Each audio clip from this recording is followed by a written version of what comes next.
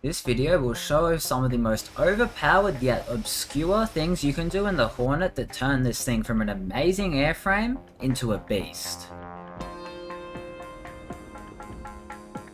Make sure you don't do a me and forget to turn on data link, so I'm going to show you how to do data link now properly so that your SA page can light up like a Christmas tree at this time of year. So let's, as we're going down, hit data link on, and then that turns on one channel. We need the other one, so data link again and you'll get a new channel on, and obviously IFF, which is on by default luckily. Next thing we're going to be doing is setting up our radar profiles to work for what we want to do. So to do that, we're going to select the weapon we want, AIM-120. I've got 6 as you can see. We're going to set up the radar just how we want it. I like an 80 nautical mile scan, 4 bars, 40 degrees, and high interleave for longer range stuff, and we'll keep it on there just for the moment because we've got stuff later on. Let's also set up our office, so I like to have an SA page on the left.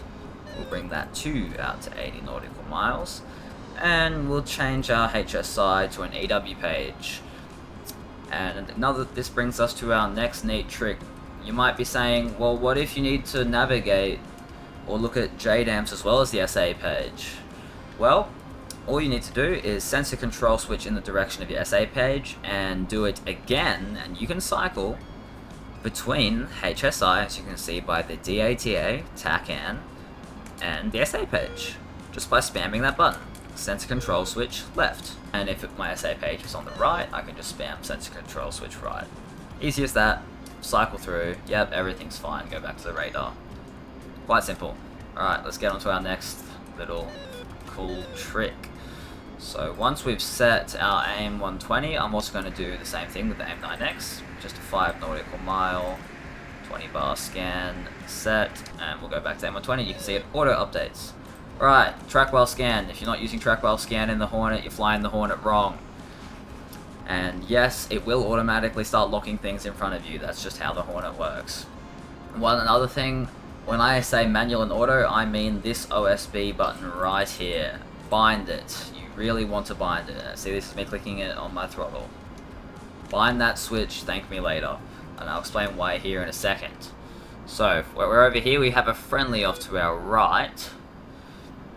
And we've got 2 things on our right. So, what we'll do first is we're going to put it in auto, and you'll see that our radar automatically slews to keep in as much on that track while scan picture as possible. If we go to manual and just start flying away, you'll see that our elevation, our azimuth isn't correcting, and now we're losing this Hornet. So, to fix that, just go auto. However, just note, in auto mode, the Hornet will probably not let you slew where you want to slew, so you've got to just flick it back to manual if you want to move your scan over to the left or the right. Okay, let's bring it back over this way, shall we? Let's get fast, and this will take into account the next part of the beautiful beast we call the Hornet. In track while scan, if you cycle the nose wheel steering button, I'll show you the bind now. It's the undesignate / nose wheel switch. You will be able to, so at the moment we have this friendly locked over here, but what if we want to lock this guy? We can hit the nose wheel steering switch, and it will cycle between all the different things our radar can see. There we go. Cycle, cycle, cycle, cycle, cycle. And now I've got this guy locked. So now we can fly towards him, employ our weapons, Fox 3, run away, splash him, and send him to meet his maker. If you look at our HUD here, you'll see a number and then ACT. ACT means time until active. Once it changes from ACT to TTG, that becomes time till impact.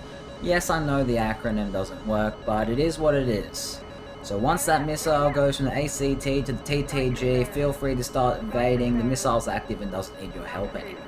Also, if you break lock early for whatever reason, the missile will still attempt to go pitbull on the first thing it sees. So not all hope is lost if you have to duck behind a mountain or you're about to die and you're at about 10 nautical miles.